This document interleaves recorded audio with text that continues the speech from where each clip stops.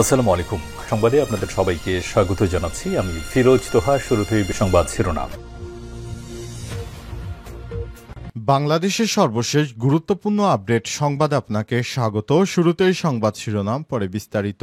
প্রথমে জানাবো প্রধান উপদেষ্টার সঙ্গে যুক্তরাষ্ট্রের পররাষ্ট্রমন্ত্রীর ফোনালাপ। প্রধান উপদেষ্টা অধ্যাপক ড মোহাম্মদ ইউনূসের সঙ্গে টেলিফোনে কথা বলেছেন যুক্তরাষ্ট্রের পররাষ্ট্রমন্ত্রী মার্ক অ্যান্তনিও রুবিও।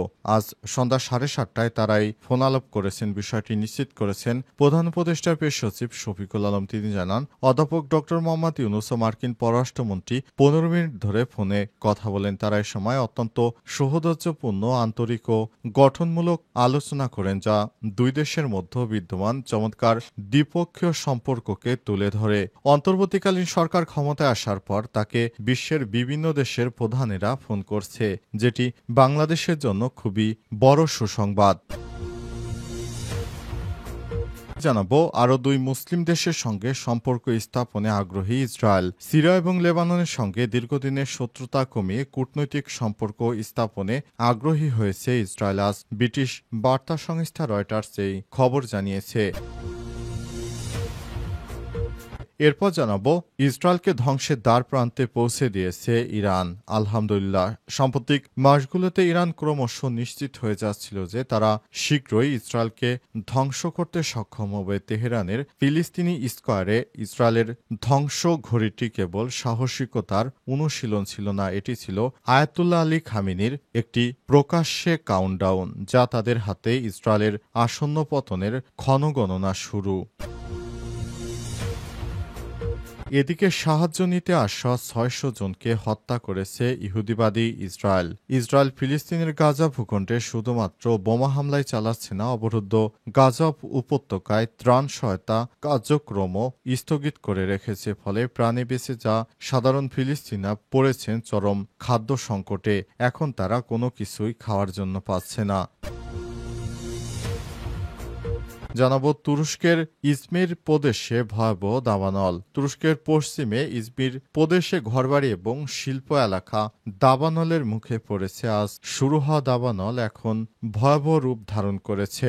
আগুনের সূত্রপাত হয় এবং ঘন্টায় 117 কিলোমিটার বেগে বাতাসের কারণে তা দ্রুত ছড়িয়ে পড়েছে। ওইসব এলাকায় সমস্ত ঘরবাড়ি আগুনে পুড়ে ধ্বংসের উপক্রম হয়েছে। প্রিয় দর্শক, এতক্ষণ শুনছিলেন সংবাদ শিরোনাম, এবারে বিস্তারিত। তবে তার আগে বন্ধুরা, অনুরোধ থাকবে এই সংবাদটিতে একটি লাইক দিন। এই চ্যানেল আপনি নতুন হয়ে থাকলে আমাদের সংবাদটি দেখতে দেখতে চ্যানেলটি সাবস্ক্রাইব করে রাখুন। কমেন্ট করে বন্ধুরা আপনার মূল্যবান মতামত জানিয়ে দিন আপনি বিশ্বের কোন দেশ থেকে বা বাংলাদেশের কোন স্থান থেকে আমাদের সংবাদটি দেখছেন এবং শুনছেন। আর বন্ধুরা, ইরান ইসরায়েল যুদ্ধে আপনি কোন দেশকে সমর্থন করেন কমেন্ট করে জানিয়ে দিন। সংবাদটি আপনার সোশ্যাল মিডিয়া ফেসবুকে শেয়ার করে বন্ধুদেরও দেখার সুযোগ করে দিন। এবারে বিস্তারিত। আর বন্ধুরা, গাজা যুদ্ধে আপনি যদি নিরীহ ফিলিস্তিনিদের ভালোবেসে থাকেন কমেন্টে ইয়েস লিখে বিশ্ববাসীকে জানিয়ে দিন। প্রধান উপদেষ্টার সঙ্গে যুক্তরাষ্ট্রের পররাষ্ট্রমন্ত্রীর ফোনালাপ। প্রধান উপদেষ্টা অধ্যাপক ড মোহাম্মদ ইউনূসের সঙ্গে টেলিফোনে কথা বলেছেন যুক্তরাষ্ট্রের পররাষ্ট্রমন্ত্রী মার্ক অ্যান্তনিও রুবিও। আজ সন্ধ্যা 7:30টায় তারাই ফোনালাপ করেছেন। বিষয়টি নিশ্চিত করেছেন প্রধান উপদেষ্টার পেশ সচিব শফিকুল আলম। তিনি জানান, অধ্যাপক ড মোহাম্মদ ইউনূস ও মার্কিন পররাষ্ট্রমন্ত্রী 15 মিনিট ধরে ফোনে কথা বলেন। তারা এ সময় অত্যন্ত সৌহার্দ্যপূর্ণ, আন্তরিক ও গঠনমূলক আলোচনা করেন, যা দুই দেশের মধ্যে বিদ্যমান চমৎকার দ্বিপক্ষীয় সম্পর্ককে তুলে ধরে। অন্তর্বর্তীকালীন সরকার ক্ষমতায় আসার পর তাকে বিশ্বের বিভিন্ন দেশের প্রধানেরা ফোন করছে, যেটি বাংলাদেশের জন্য খুবই বড় সুসংবাদ। অন্তর্বর্তীকালীন সরকারের প্রধান উপদেষ্টা দায়িত্ব গ্রহণ করার পর থেকে বাংলাদেশকে নিয়ে বিভিন্ন রাষ্ট্র আগ্রহ দেখাতে শুরু করেছে। তারা বাংলাদেশে বিনিয়োগ করতে চায়। এজন্য অন্তর্বর্তীকালীন সরকারের প্রধান উপদেষ্টা অধ্যাপক ড মোহাম্মদ ইউনূসের নেতৃত্বে একটি শক্তিশালী টিম গঠন করা হয়েছে। বাংলাদেশকে বিভিন্নভাবে সহযোগিতা করতে চায় যুক্তরাষ্ট্র। শেখ হাসিনা পালিয়ে যাওয়ার পর ভারত আমাদের ভয় দেখিয়েছিল যে বাংলাদেশের উপর নাকি ট্রাম্প সরকার ক্ষমতা এলে অনেক সমস্যায় পড়বে, মার্কিন যুক্তরাষ্ট্র থেকে বাংলাদেশকে অনেক প্রেশার ক্রিয়েট করা হবে। কিন্তু বাস্তবিক অর্থে দেখা গেল অন্তর্বর্তীকালীন সরকারের প্রধান উপদেষ্টা অধ্যাপক ড মোহাম্মদ ইউনূসের দৃঢ় নেতৃত্বে বর্তমান ট্রাম্প প্রশাসনের বাঘা বাঘা নেতারা অন্তর্বর্তীকালীন অন্তর্বর্তীকালীন সরকারকে ফোন করে তারপর খোঁজ খবর নিতে শুরু করেছে। তারা প্রফেসর ডক্টর মোহাম্মদ ইউনূসের সঙ্গে কাজ করতে উদ্গ্রীব হয়ে তাকিয়ে আছে। অন্তর্বর্তীকালীন সরকার একটু সময় দিচ্ছে, সেই সময় তারা ফোন করে বাংলাদেশের ভালো মন্দের খোঁজ খবর নিচ্ছে। অথচ ভারতের প্রধানমন্ত্রী নরেন্দ্র মোদী ও কুখ্যাত ভারতের মিডিয়াগুলো বাংলাদেশ নিয়ে প্রোপাগান্ডা ছড়িয়েছিল।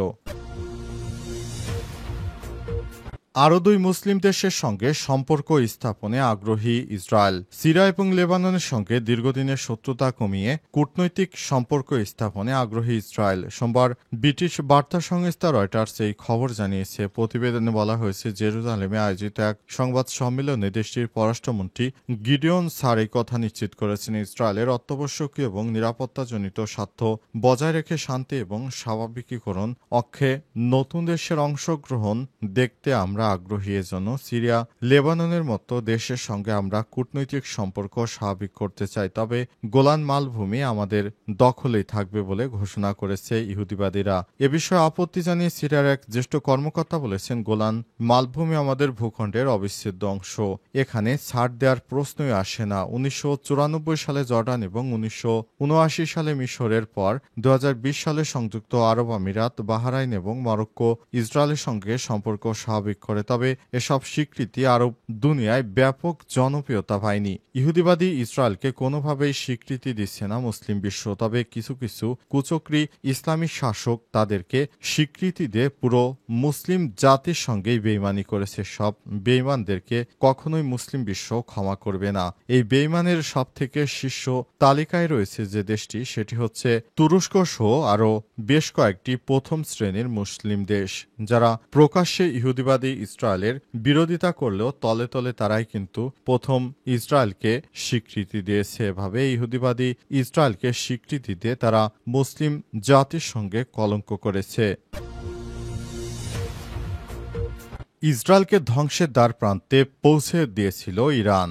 সাম্প্রতিক মাসগুলোতে ইরান ক্রমশ নিশ্চিত হয়ে যাচ্ছিল যে তারা শীঘ্রই ইসরায়েলকে ধ্বংস করতে সক্ষম হবে। তেহরানের ফিলিস্তিন স্কয়ার ইসরায়েলকে ধ্বংস ঘড়িটি কেবল সাহসিকতার অনুশীলন ছিল না, এটি ছিল আয়াতুল্লাহ আলী খামেনির একটি প্রকাশ্যে কাউন্টডাউন, যা তাদের হাতে ইসরায়েলের আসন্ন পতনের ক্ষণ গণনা। 2023 সালের 7 অক্টোবর দক্ষিণ ইসরায়েলে আক্রমণ করার আগে হামাস নেতা ইয়াহিয়া সিনওয়ার তাদের সঙ্গে পরামর্শ এবং সমন্বয় করতে ব্যর্থ হওয়া হতাশার পাশাপাশি ইরানের শাসক গোষ্ঠী সেই হামলার সাফল্য, ইসরায়েলের দুর্বলতার স্পষ্ট প্রমাণ এবং এর ফলে সৃষ্ট চলমান অস্থিরতা থেকে উৎসাহ পেয়েছিল।